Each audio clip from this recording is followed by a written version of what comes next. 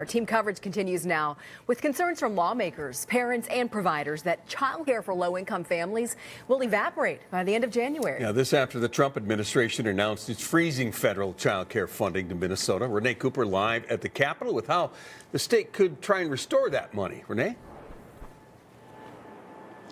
Well, U.S. Health and Human Services, or HHS, tells me right now Minnesota is funded through January. And today, in an interview, I asked the U.S. Assistant Secretary of the Administration for Children and Families what records they need from the state to turn that funding back on, and how soon.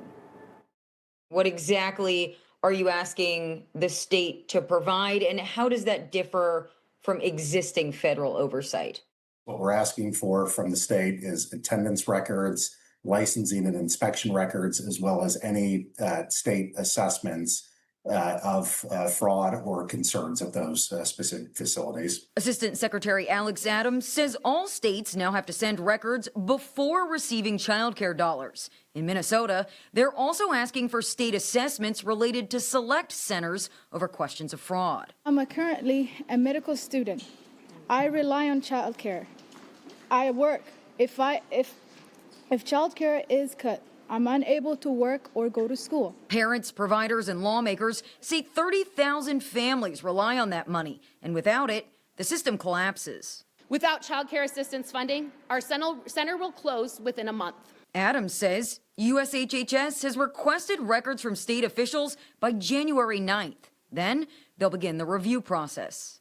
If the state were to get you everything requested by January 9th, would that avoid an interruption come February 1?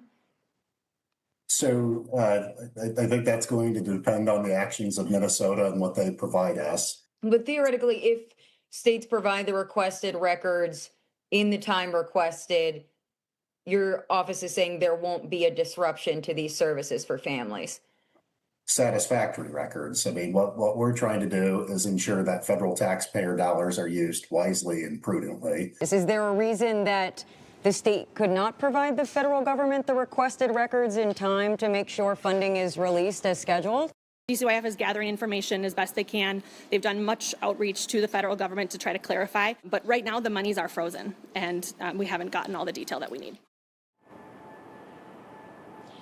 Now, I asked the Department of Children, Youth, and Families, the State Department that is, DCYF referenced there, directly about this. And at this point, they have not responded to our questions or provided any statements in response to this. The Minnesota Attorney General's office says they are exploring possible legal challenges, though, to this federal action.